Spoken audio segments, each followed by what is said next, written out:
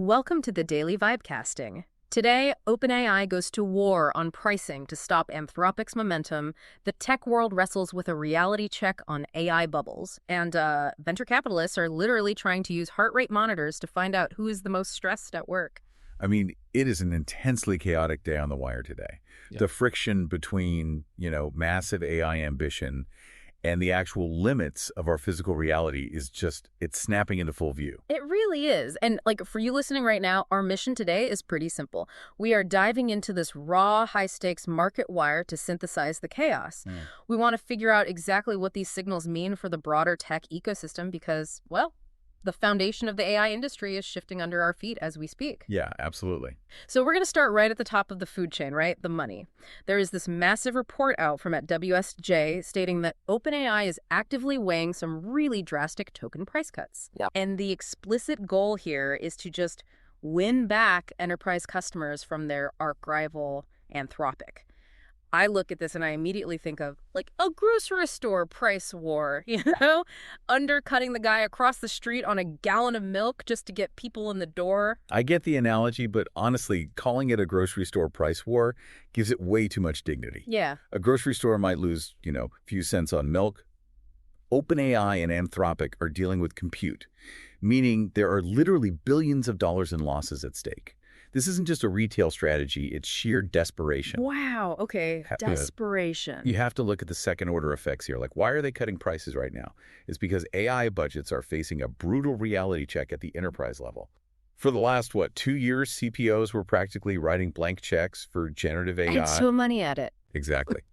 But now the CFO is knocking on the door, spreadsheet in hand, asking for the actual return on investment. And meanwhile, Anthropic has just surged ahead in valuation. Their coding tools have gone totally viral with engineers, and, both of these companies are desperately trying to show market dominance ahead of expected IPOs. Right.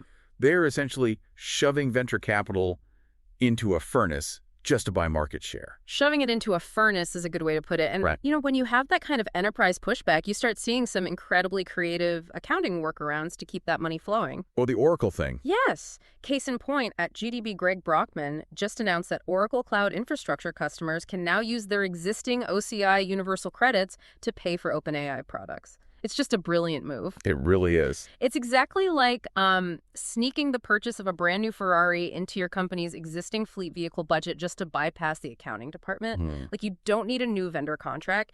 You just slide the AI spend under the giant pre-approved Oracle umbrella. Right. It completely bypasses the procurement friction. I mean, the CFO just sees an Oracle line item, not some experimental AI line item. But, and this is a big but, if you scroll through the replies to Brockman's post, it's clearly not all enterprise executives popping champagne. Oh, not at all. The users in the trenches are aggressively campaigning with the hashtag Keep40. They want the original 2026 GPT-4o model back, which, OpenAI retired to push newer models. Yeah, they are not happy. It exposes this massive disconnect. You have boardroom financial engineering on one side, and then the developers who actually have to use the tools on the other, screaming that the product pipeline is literally breaking their workflows. And that tension points directly to the underlying tech arms race. I mean, you cannot win a price war if your models aren't leaps and bounds ahead of the competition. And that makes a leak from @Kimenismus today incredibly fascinating. They shared this leaked Slack message from OpenAI's chief scientist, Jakub Pachoki. The message claims that GPT 5.6, which is apparently launching in June 2026, is a, quote, meaningful improvement over the current 5.5 Codex companion. Yeah, meaningful improvement is doing a tremendous amount of heavy lifting in that sentence. It really is. Is meaningful actually enough to justify enterprise adoption at this point? The author of the post makes a vital point here. OpenAI needs an exponential leap forward to counter Anthropic's Mythos and Fable models. The consensus regards those as state-of-the-art right now. Right. So if GPT 5.6 is just an incremental bump, they haven't actually solved their Anthropic problem. It just means they have a slightly better, highly expensive model in a market that is aggressively demanding cheaper, hyper-efficient intelligence. And speaking of cheap, if the compute milk, going back to our grocery analogy, is getting that cheap, the infrastructure cows had better be eating less. The underlying hardware absolutely must get leaner if these margins are going to survive. And we are seeing that pivot play out in real time today. At AJASI Amazon's, Andy Jassy just announced the general availability of AWS Graviton 5. Huge news. This is their 5th generation custom CPU built over like 11 years with their Annapurna team. It's delivering 30 to 40% better price performance. And the crucial detail here is that Meta is already buying up tens of millions of cores specifically for agentic AI. See, everyone always focuses on the GPUs, right? The massive NVIDIA chips doing the heavy lifting of training the models. Right, that's all anyone talks about. But when you are running millions of autonomous AI agents programs that are constantly, making API calls, browsing the web, opening files, executing code, that creates a massive CPU bottleneck. Interesting. Training is a GPU problem. Action is a CPU problem. Jassy is capitalizing on the fact that post-training, reinforcement learning, and agentic actions are driving just unimaginable CPU demand. Building custom silicon like Graviton 5 isn't some luxury R&D project. It is mathematically the only way cloud providers can keep their own margins from imploding. Wow.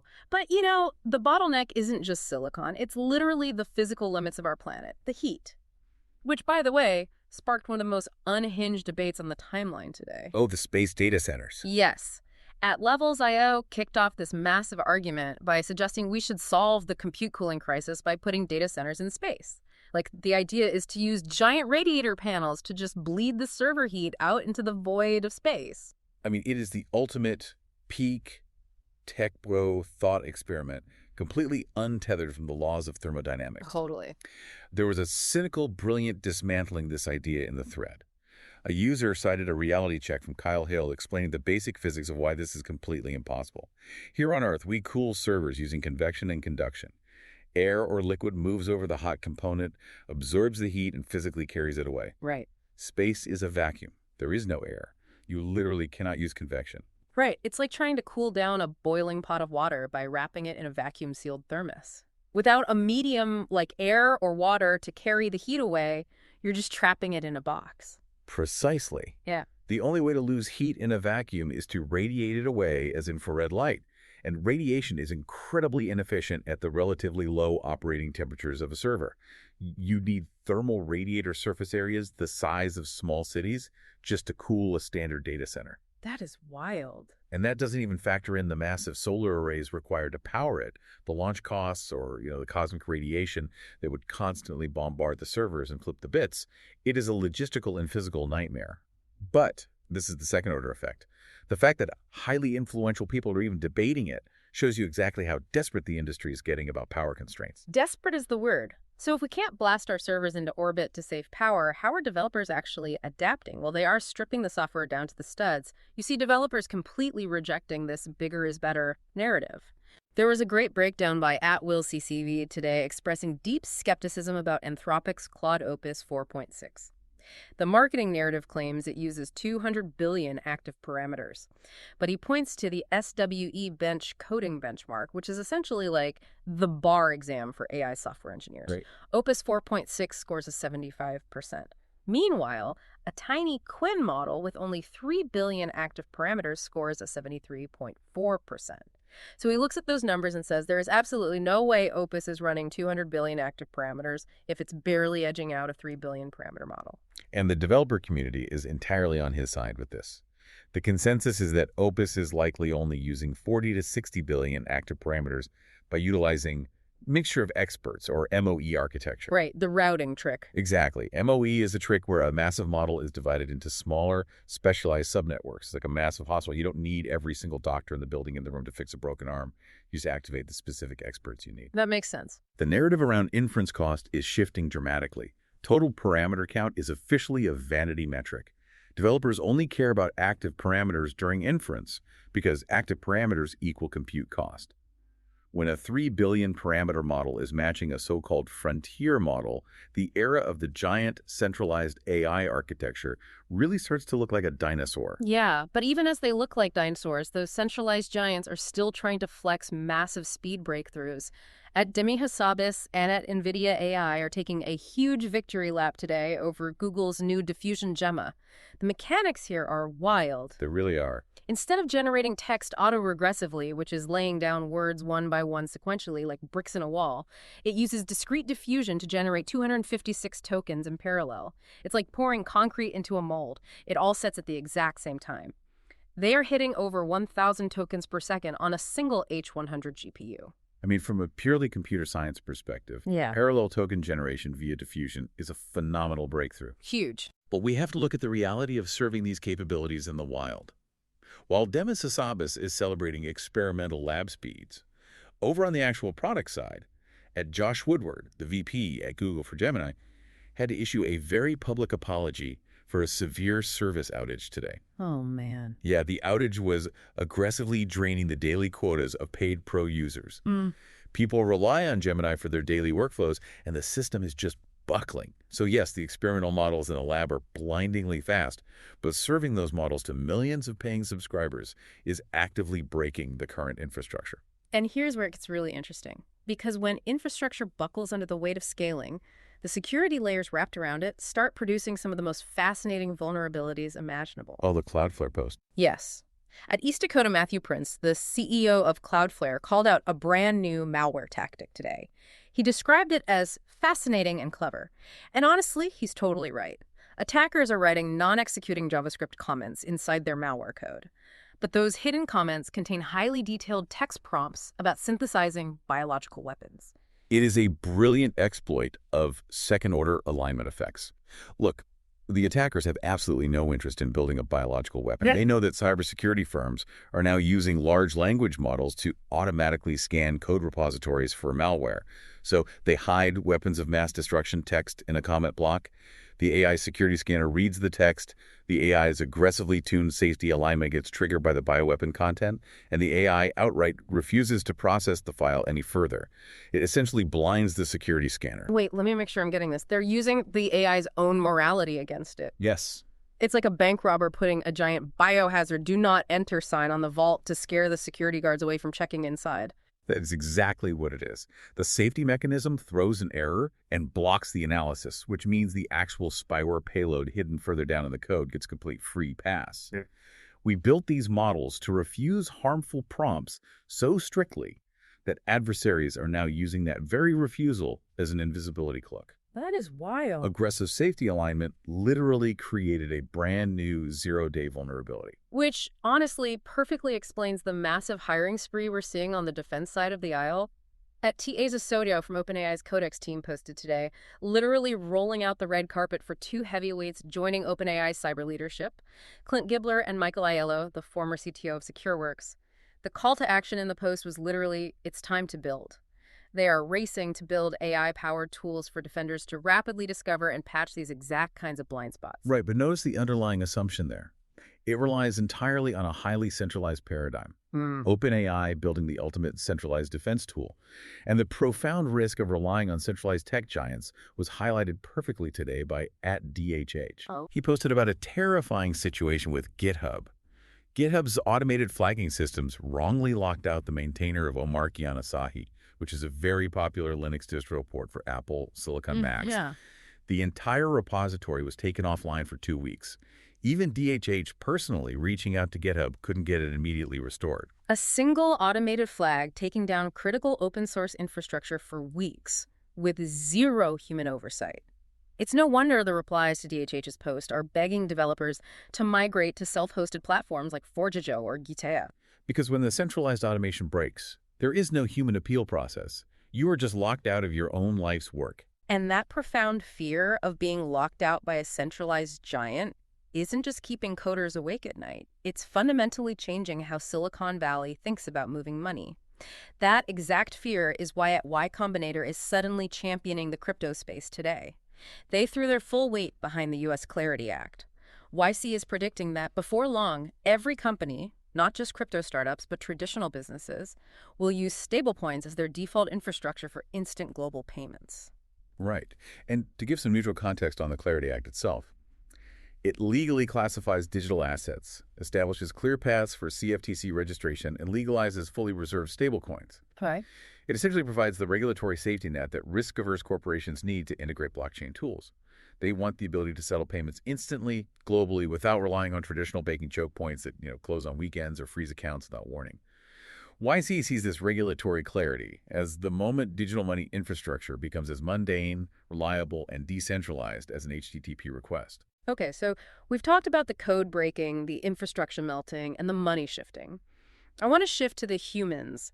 How is the broader market and the human workforce actually digesting this chaotic mix of hype, breakthroughs, and breakages? Well, they're digesting it with an intense mix of anxiety and speculation. At Francois Cholet posted a brilliant reality check on the psychology of tech bubbles today.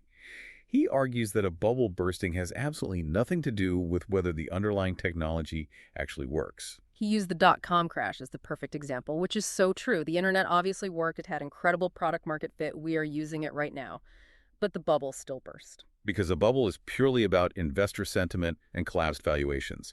Even if an AI company has perfect product market fit and is generating massive revenue, if investor panic dictates a crash, the funding dries up instantly. The technology itself continues to progress, but the financial ecosystem built around the hype just collapses. And of course, people are actively trying to trade on that exact investor panic.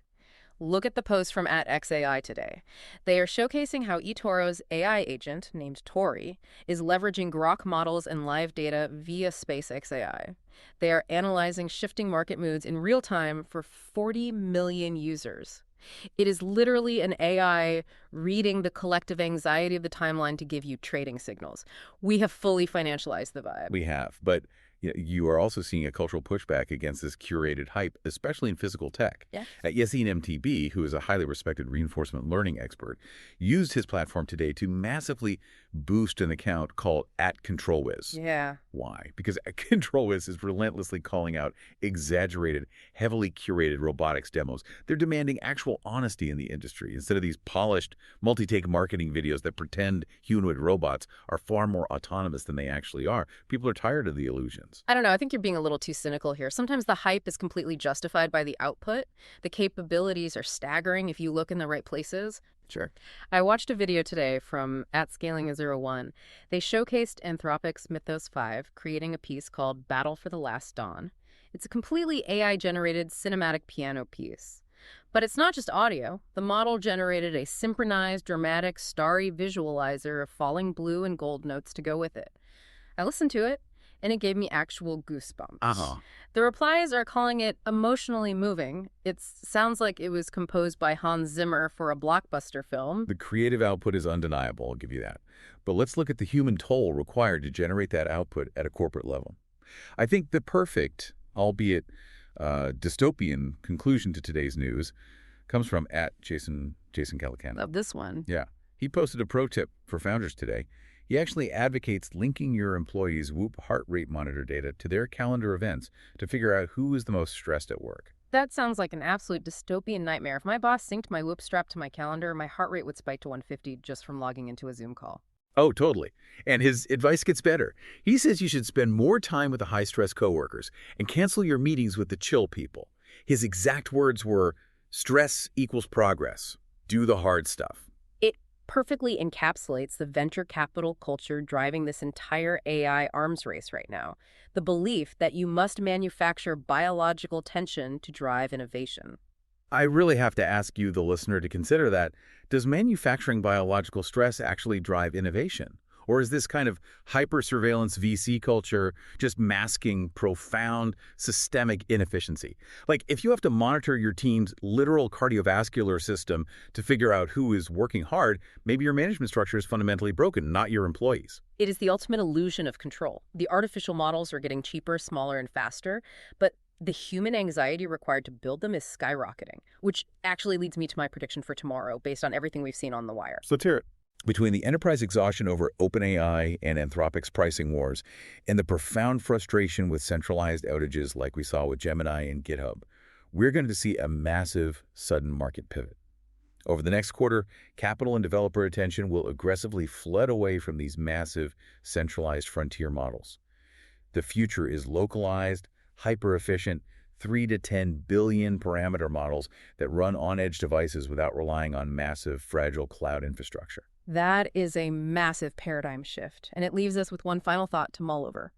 As we saw with DiffusionGemma today, AI models are getting exponentially faster at generating code and content in parallel. You really have to ask yourself, Are our human management structures and our biological stress responses actually capable of scaling to match that kind of parallel speed? Or, at the end of the day, are we the ultimate bottleneck in our own creation? Something to think about. We'll leave you with that. Thank you for joining us. See you tomorrow.